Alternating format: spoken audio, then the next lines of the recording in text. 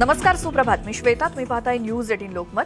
बुलेटिनमध्ये तुमचं स्वागत. आणि सुरुवातीला महाराष्ट्रातल्या सत्ता संघर्षाची सुनावणी लांबणीवरती पडल्याची बातमी आहे. राज्यातील सत्ता संघर्षावरती येत्या सोमवारी म्हणजे उद्या 8 ऑगस्टला सुनावणी होणार होती, मात्र ती सुनावणी आता 12 ऑगस्टला होणार आहे.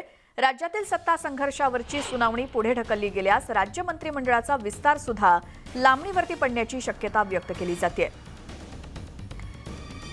8 ऑगस्टला होणारी सुनावणी आता 12 ऑगस्टला होणार आहे. महाराष्ट्राच्या राजकीय सत्तानाट्यामध्ये उद्धव ठाकरे मुख्यमंत्री पदावरून पायउतार झाल्यानंतर मुख्यमंत्री एकनाथ शिंदे आणि उपमुख्यमंत्री देवेंद्र फडणवीसांचा शपथविधी झाला. मात्र सरकार स्थापन होऊन 38 दिवस उलटले तरी देखील मंत्रिमंडळ विस्तार काही झालेला नाही. सुप्रीम कोर्टामध्ये सत्ता संघर्षावर सुरू असलेली सुनावणी पुढे जात असल्यामुळे हा मंत्रिमंडळ विस्तार रखडल्याचं सांगण्यात येतंय. आता कोर्टानं सुनावणीची नवी तारीख दिल्यानं शिंदे फडणवीस सरकार मंत्रिमंडळ विस्तारासाठी दहीहंडीचा मुहूर्त साधण्याची शक्यता असल्याचं सूत्रांचं म्हणणं आहे. सुप्रीम कोर्ट आणि निवडणूक आयोग दोन्हीकडे एकनाथ शिंदेंविरुद्ध उद्धव ठाकरे असा डावपेच सुरू असल्यामुळे कॅबिनेट विस्तार रखडलेला आहे. त्याशिवाय शिंदे गट आणि भाजपा यांच्यामध्ये खातेवाटपावरून सहमती होत नसल्यामुळे मंत्रिमंडळ विस्तार रखडल्याचं बोललं जात आहे.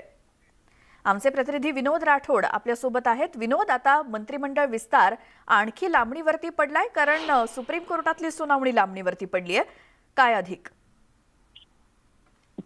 गेल्या 38 दिवसापासून राज्यामध्ये मंत्रिमंडळ विस्तार होत नाही आहे. फक्त मंत्रिमंडळ विस्तारासाठी तारीख पे तारीख, जशाप्रमाणे कोर्टात जशी तारीख पे तारीख चालतं त्याचप्रमाणे मंत्रिमंडळ विस्तारासाठी तारीख पे तारीख या सरकारकडून चालत आहे.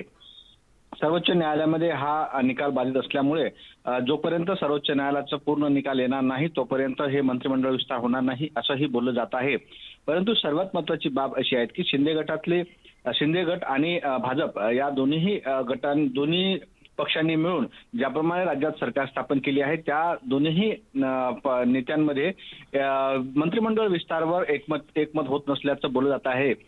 दिल्लीमध्ये मंत्रिमंडळ विस्ताराबाबत चर्चा केली जाते, परंतु त्या ठिकाणी भारतीय जनता पक्ष मोठ्या प्रमाणात पद मागत आहे, मंत्री मागत आहे. त्यामुळे शिंदे गटाकडून याबाबतची नाराजी व्यक्त केली जात आहे असंही बोललं जात आहे. त्यामुळे जोपर्यंत वाटाघाटी योग्य पद्धतीने होत नाही आणि दुसरीकडे सर्वोच्च न्यायालयामध्ये जो निकाल आहे तोही योग्यरित्या होत नाही तोपर्यंत मंत्रिमंडळ विस्तार होणार नाही असंही बोललं जात आहे. गेल्या अनेक दिवसापासून मंत्रिमंडळ विस्तार होणार असलं बोललं जात असलं तरी परंतु गेल्या 38 दिवसापेक्षा जास्त दिवस होत असूनही अजून मंत्रिमंडळ विस्तार नाही. एक गोष्ट यामध्ये नक्की पाहायला मिळत आहे की ती म्हणजे अशी आहे की 38 दिवसापासून जो मंत्रिमंडळ विस्तार होत नाही त्यामध्ये राज्यातले जे आमदार आहेत जे शिंदे गटासोबत गेले आहेत त्या आमदारांमध्ये मात्र मोठ्या प्रमाणात अस्वस्थता निर्माण झाली आहे. कोर्टाचा जो निकाल पाहता शेड्यूल 10चा तो आपल्या बाजूने लागणार नाही असंही बोललं जात आहे. परंतु सर्वोच्च न्यायालयाच्या निकालाकडे सर्वांचं लक्ष लागलं आहे. कायद्याचा जर विचार केला तर सर्वोच्च न्यायालयाचे जे काही वकील आहेत आणि काही अधिवक्ते आहेत त्यांच्याशी त्या शिंदे गटातले जे आमदार आहेत ते त्यांच्याशी बातचीत करत आहेत आणि त्यांच्याकडून हीच गोष्ट त्यांना हे नक्कीपणे बोलली जात आहेत की सर्वोच्च न्यायालय जे आहे शेड्यूल 10 याला कुठल्याही प्रकारचं पासओव्हर करणार नाही. शेड्यूल 10च्या प्रमाणेच आधारावरच हे निकाल लागणार आहे. त्यामुळे जे निलंबनाची कारवाई आहे जे 16 आमदारांवरती होऊ शकते यामुळेही एक अस्वस्थता निर्माण होताना पाहायला मिळते. विनोद, थोडंसं थांबवते. शिवसेनेचे खासदार अरविंद सावंत आपल्यासोबत जोडले गेलेत. अरविंद सावंतजी, स्वागत तुमचं न्यूज 18 लोकमत मध्ये. मंत्रिमंडळ विस्तार आता आणखी लांबणीवर पडतोय, काय आपली प्रतिक्रिया? म्हणूनच मला असं वाटतं कालही मी ट्विट केलं होतं की आता या देशामध्ये माननीय सरन्यायाधीश रामण्णा साहेब आहेत त्यांच्याकडनं जायची फार मोठी अपेक्षा आहे. आणि आपण पाहताय की सगळे विधितज्ञ या संदर्भातले जेवढे म्हणून मोठे वकील आहेत ते सगळेजण या केसच्या संदर्भात आपली मतं प्रदर्शित करतायत. आणि म्हणून असं वाटतं की याबद्दलचा लवकरात लवकर न्यायनिवाडा व्हायला पाहिजे. त्यातूनही रामण्णा साहेब 26 ऑगस्टला निवृत्त होत आहेत. मग या केसचा पुन्हा प्रलंबित करण्याचा जो काही प्रयत्न चालू आहे असं वाटतं काही मुद्दा गुंतखंड. परवा ज्या पद्धतीनं माननीय सरन्यायाधीश म्हणाले की तुम्हाला भरपूर वेळ दिला, आता पुन्हा तारखा जर पुढे जात असतील त्यांच्या कारकिर्दीतच हा निर्णय झाला तर त्याच्यासारख्या आनंदाची गोष्ट नसेल. कारण न्यायाला निवाडायला इतका उशीर लागत राहिला तर मग अस्वस्थता येते. दुसऱ्या बाजूला राज्यकारभार काय चाललाय, हो 2 मंत्र्यांचं मंत्रिमंडळ आहे, जम्बो मंत्रिमंडळात 2 हम्म. राज्याच्या कारभाराचं वाटोळं होत चाललेलं आहे. सर्व त्यांनी उपमुख्यमंत्री असंविधानिक पद, कुठलंही त्यांच्याकडे अधिकार नसताना अनेक निर्णय त्यांनी घेतले. मुख्यमंत्र्यांनी निर्णय घेतले. जी मुख्यमंत्री घेतलेले निर्णय, नगरविकास म्हणून मंत्री म्हणून घेतलेले निर्णय आज मुख्यमंत्री म्हणून ते निर्णय बदलले जात आहेत. हे सगळं हास्यास्पद आहे. हम्म. निश्चितपणे कितपत कायदेशीर त्याला मान्यता आहे मला कळत नाहीये. पण महाराष्ट्राचं काल परवाकडे सचिवांनी पहा म्हटल्यानंतर महाराष्ट्राच्या मंत्रालयाचं सचिवालय झालं, पुन्हा सचिवालय सुरू झालं असं त्याचा अर्थ झाला. आणि मग आज राज्यामध्ये शेतकरी वाट पाहतोय. हो. इतकं मोठं प्रचंड पूर येऊन नुकसान झालेलं आहे. काही नाही, काल गोंदियामधला घृणास्पद प्रकार जो काही झालाय, तो निर्भयासारखा जो प्रकार आपल्या महाराष्ट्रात घडू शकतो ते महाराष्ट्राला लांछनास्पद आहे. कारवाई नाही. परंतु पुन्हा केंद्र सरकारमध्ये ज्या पद्धतीने विरोधात बोलला का देशद्रोही, तसं इथं आता विरोधात कोण आहेत आणि आपल्या सोबत येत नाहीत त्यांना पोलिसांचा बडगा दाखवण्याचं जे काम मात्र सुरू आहे ते अगदी निंदावेजनक आहे.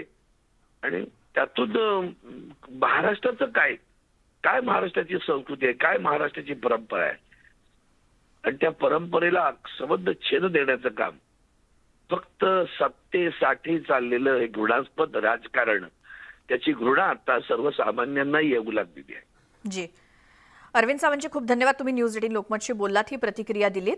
त्यामुळे आता मंत्रिमंडळ विस्तार कधी होणार याची प्रत्येकालाच प्रतीक्षा आहे.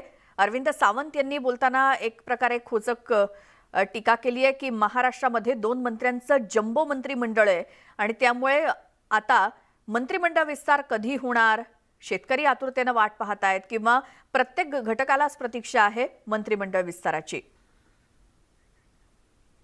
राज्यातील विधान परिषद निवडणुकीमध्ये काँग्रेसची मतं फुटल्याचं समोर आलेलं होतं आणि याच प्रकरणाची गंभीर दखल पक्षानं घेतली असून निवडणुकीमध्ये काँग्रेसच्या उमेदवाराची मतं फुटल्याबाबतचा सविस्तर अहवाल दिल्लीतील पक्षश्रेष्ठींकडे सादर करण्यात आलाय.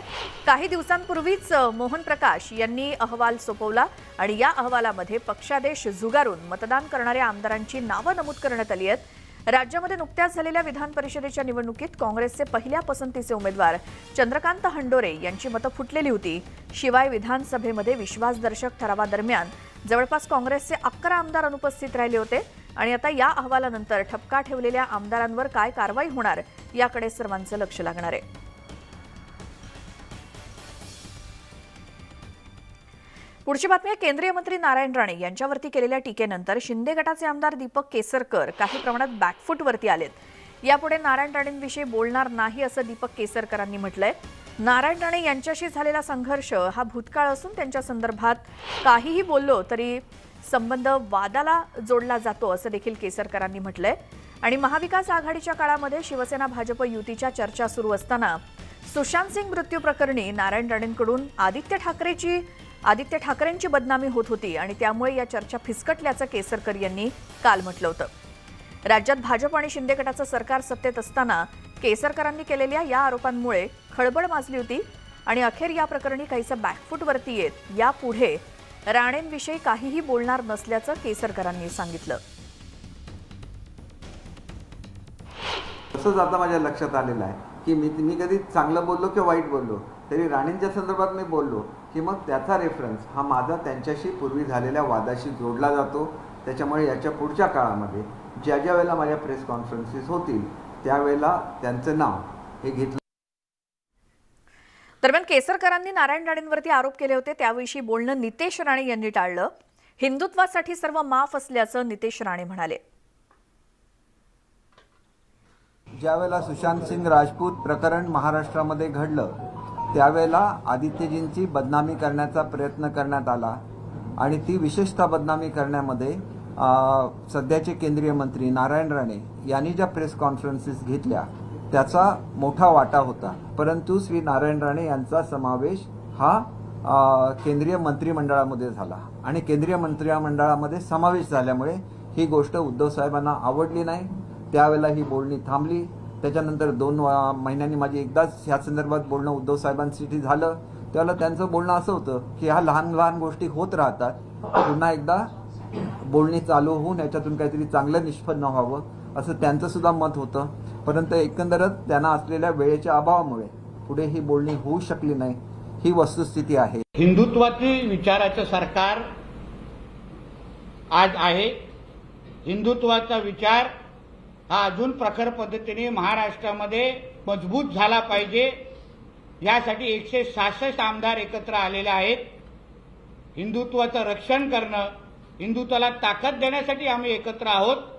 म्हणून आमच्यासाठी हिंदुत्व हा विषय महत्वाचा आहे आणि हिंदुत्वासाठी सगळ्या गोष्टी माफ आहेत, एवढं या निमित्ताने सांगतो. पुढची बातमी अकोल्यामधून आहे. तिथे 4 महाविद्यालयीन तरुण आठवडाभरापासून बेपत्ता आहेत. एकाच महाविद्यालयामध्ये शिकणारे 3 तरुण आणि 1 तरुणी मागील 1 ऑगस्टपासून बेपत्ता आहेत. 1 ऑगस्ट रोजी हे 4ही जण कॉलेजला गेल्यानंतर घरी परतलेच नाहीत. हे चौघेही बाळापूर तालुक्यातील व्याळा येथील मानव सिटी पॉलिटेक्निक कॉलेजमध्ये शिक्षण घेत होते. कुटुंबियांनी दिलेल्या तक्रारीनंतर पोलिसांकडून या चौघांचा कसून शोध घेतला जातोय.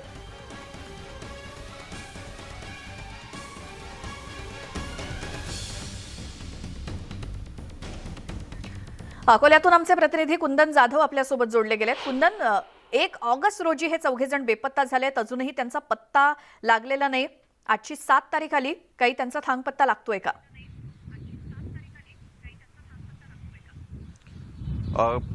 1 ऑगस्टला ही मुलं कॉलेजसाठी निघाली होती आणि संध्याकाळी कॉलेज संपल्यानंतर घरी त्यांच्या घरचे प्रतीक्षा करतात. तर ही मुलं परतलीच नाहीत. त्यामुळं घरच्यांनी शोधाशोध घेतली आणि नंतर बाळापूर पोलीस स्टेशनला या संदर्भात मिसिंगची तक्रार दिलेली आहे. आणि सुरुवातीला बाळापूर पोलिसांनी हा तपास सुरू केला होता आणि नंतर आता स्थानिक गुन्हे शाखा आहे यांचा तपास घेत आहे. 5 दिवस झाली आहेत ही मुलं बेपत्ता आहेत. या 4 मुलांमधली 1 मुलगी आणि 2 मुलं ही अकोल्यातली आहे आणि 1 मुलगा खामगावचा आहे. तर ही 4ही मुलं आता नेमकी कुठं गेली आणि यांचा शोध आता सध्या स्थानिक गुन्हे शाखा घेत आहेत. कालच आपला स्थानिक गुन्हे शाखेसोबत बोलणं झालं होतं. तर ते सध्या त्यांच्या शोधातच असून आता सध्या नेमका हा काय प्रकार आहे याचाही ते पोलीस तपास घेत आहेत. श्वेता जी, मात्र पोलिसांचा तपास नेमका कोणत्या पद्धतीने सुरू आहे? कारण 1 नाही 2 नाही तर तब्बल 4 हे विद्यार्थी आहेत आणि ते 1 ऑगस्ट पासून जर बेपत्ता होतात, ते 1 ऑगस्ट रोजी नेमके कुठे गेले होते आणि त्यानंतर त्यांचं काही लोकेशन कळलं का किंवा काय तपास आतापर्यंत या 6 दिवसात झालेला आहे? त्यांचा मोबाईलही ट्रेस करणं सुरू आहे आणि सोबतच हे मिसिंग आहे की आणखीन कुठं गेलेली आहेत याचाच तपास पोलीस घेत आहेत. अजून तरी याची माहिती आपल्या समोर आलेली नाही आहे. मात्र पोलिसांचं म्हणणं आहे की त्यांचा शोध सुरू आहे. श्वेता. कुंदन, धन्यवाद या सगळ्या माहितीसाठी. 1 ऑगस्ट रोजी कॉलेजला म्हणून गेलेले 4 विद्यार्थी, त्यामध्ये 3 विद्यार्थी आणि 1 विद्यार्थिनीचा समावेश आहे. अजूनही त्यांचा पत्ता लागलेला नाहीये. आणखी पुढची बातमी अशीच एक धक्कादायक. अपहरण झालेल्या एका 7 वर्षांच्या मुलीचा तब्बल 9.5 वर्षांनी शोध लावण्यात मुंबई पोलिसांना यश आलेलं आहे. 22 जानेवारी 2013 रोजी अंधेरी इथे राहणारी 7 वर्षांची चिमुकली अचानक बेपत्ता झाली. अखेर आता तिच्या आई आणि भावंडांची भेट घालून देण्यात मुंबई पोलिसांना यश आलंय आणि या अपहरण प्रकरणी पोलिसांनी हॅरी डिसूजा आणि त्याची पत्नी सोनी या दोघांना अटक केली आहे. या दोघांनी आईस्क्रीमचं आमिष दाखवून तिचं अपहरण केलं होतं. या दाम्पत्याला मूलबाळ नव्हतं, त्यामुळे या दोघांनी या मुलीला आपल्या जवळ ठेवलं आणि तिचं नाव बदलून ॲनी असं ठेवलं. दरम्यान 3 वर्षांनी दोघांना मूल झालं. मात्र त्यानंतर या दोघांनी ॲनीचा छळ सुरू केला आणि अखेर हा सगळा प्रकार समोर आला. हॉस्टल में डाला गांव में डालने के बाद वहाँ पे 1 साल पढ़ी 10वीं तक. पढ़ने के बाद जब उनकी बेटी हुई तो फिर मेरे को निकाल दिया. निकालने के बाद मारना शुरू, गाली देना शुरू, लात से, बेल्ट से, बेलन से मारना शुरू कर दिया. और 3 दिन पहले अचानक हमको एक इन्फॉर्मेशन है कि एक लड़की है वो जू में काम कर रही है मेड का, और शायद उसके बोलने से मुझे ऐसा लग रहा है कि वो किधर से भी उसकी किडनैपिंग की हुई लड़की है.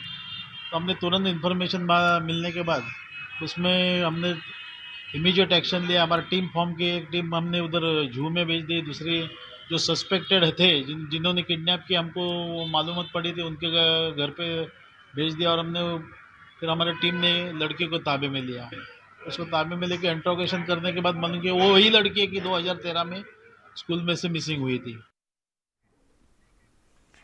डहाणूमध्ये जबरदस्तीनं सुरू असलेल्या धर्मांतराचा डाव उधळण्यात आला। या प्रकरणी 4 मिशनरींना अटक करण्यात आली। आमचा ख्रिश्चन धर्म स्वीकारल्यास तुमचं सर्व दुखणं बंद होईल असं सांगून पैशाचं आमिष दाखवत जबरदस्तीनं धर्मांतर करण्याचा डाव आखलेला होता। पालघर जिल्ह्यातील डहाणू, तलासरी, जव्हार आणि विक्रमगड या दुर्गम आदिवासी बहुल तालुक्यामध्ये धर्मांतराची समस्या फार जुनी आहे।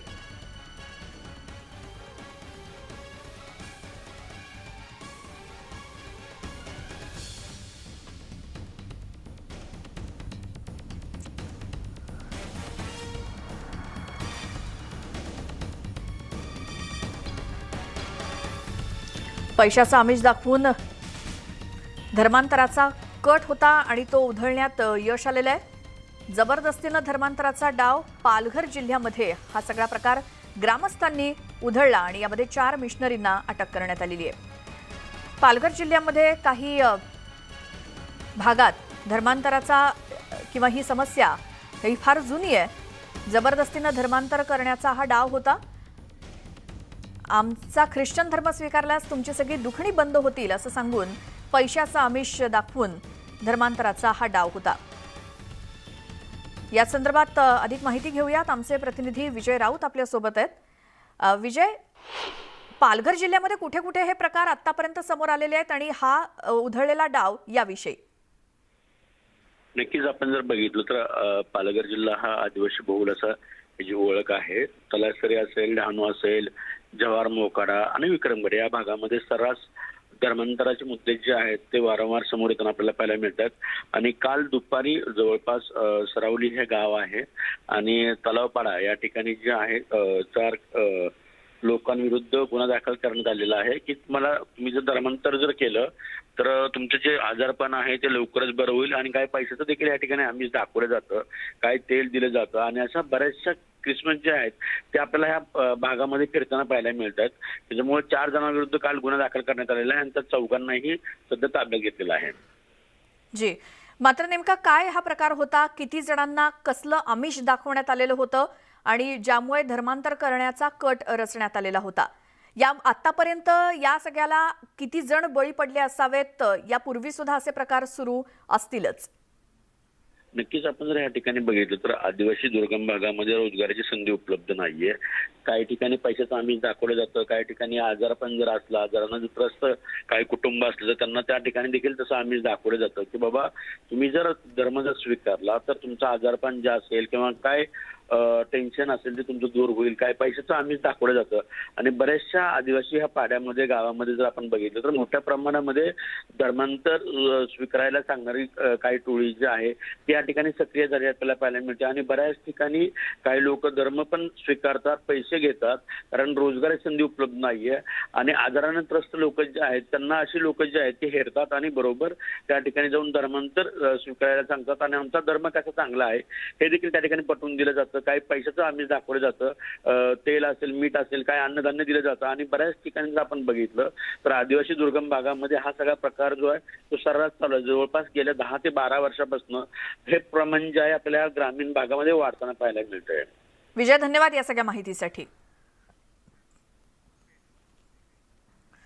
4 मुलींवरती अत्याचार केल्याप्रकरणी विशेष न्यायालयानं वरिष्ठ IAS अधिकारी मारुती सावंत याला 5 वर्षांच्या कारावासाची शिक्षा सुनावली आहे। मार्च महिन्यात हा प्रकार उघडकीस आला होता आणि या प्रकाराबाबत मुख्याध्यापिकेनं सिंहगड पोलीस ठाण्यात तक्रार दाखल केली होती।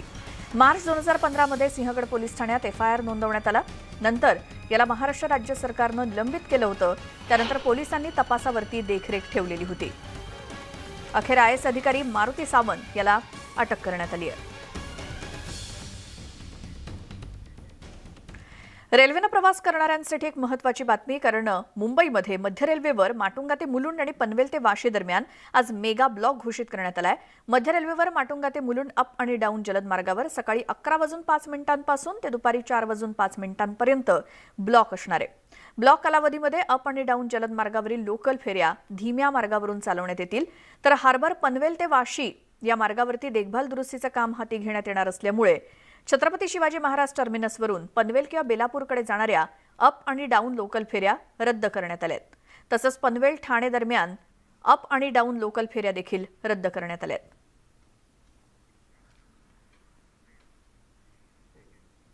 रत्नागिरी जिल्ह्यातील अंजर्ले खाडी गाळानं भरल्यामुळे जीवघेणी बनली आहे. धोकादायक खाडीमध्ये दरवर्षी अनेक लोकांचे बळी जात आहेत. त्यामुळे या खाडीतला गाळ काढण्याची मागणी गेली 25 वर्ष केली जाते. मात्र प्रशासन याकडे गांभीर्यानं पाहत नाहीये. हर्णे बंदरातील शेकडो मच्छीमार बोटी अंजर्ले खाडीमध्ये आश्रयाला येत असतात. समुद्रातील वादळ सदृश परिस्थितीत अनेक बोटी खाडीमध्ये नांगर टाकून उभ्या केल्या जातात.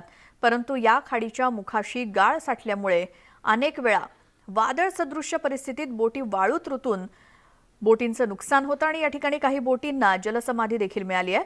याच खाडीमध्ये 2015 साली बोट भरकटून 9 पर्यटकांचा मृत्यू झाला होता.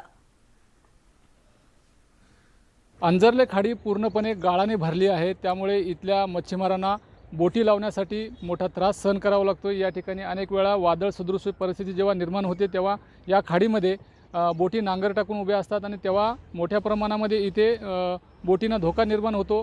काही वेळा तर याच खाडीमध्ये बोटी भरकटून अनेक मच्छीमारांचा मृत्यूसुद्धा झालेला आहे. आता तुम्ही पाहताय इथे थोड्याफार प्रमाणामध्ये आता भरती आहे. इथे आपल्याला बोटी दिसत आहेत, परंतु जेव्हा ओटी असते तेव्हा मात्र इथे बोटी लावता येत नाही.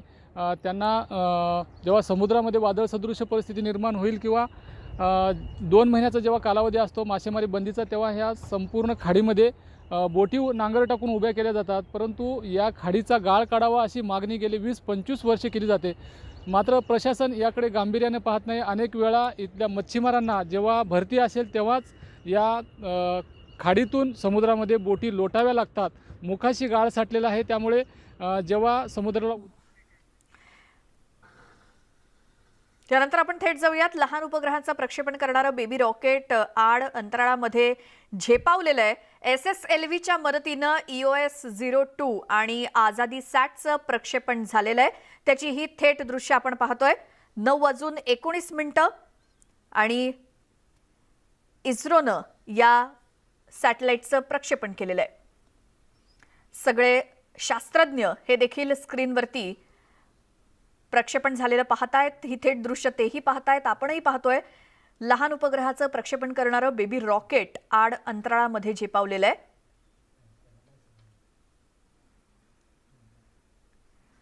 SSLVच्या मदतीनं EOS-02 आणि आझादी सॅटचं प्रक्षेपण झालंय.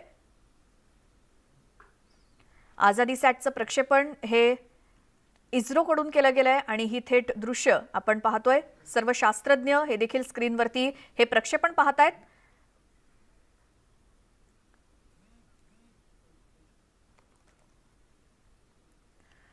बेबी रॉकेट अंतराळामध्ये झेपावल्याची ही थेट दृश्य इस्रोकडून आझादी सॅटचं प्रक्षेपण करण्यात आलं.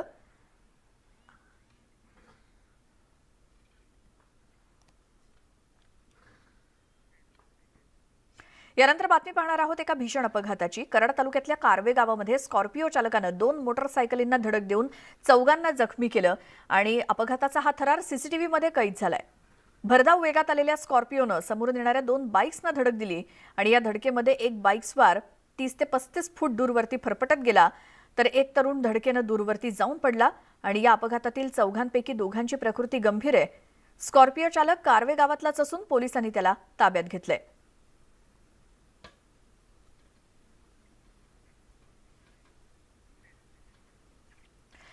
या सगळ्या बातम्यांसोबतच वेळ झाली आहे. या बुलेटिनमध्ये आता इथेच थांबण्याची. सगळ्या ताज्या बातम्यांच्या अपडेटसाठी न्यूज 18 लोकमतच्या YouTube चॅनलला सबस्क्राईब करायला विसरू नका. फेसबुकवरती सुद्धा मला फॉलो करा.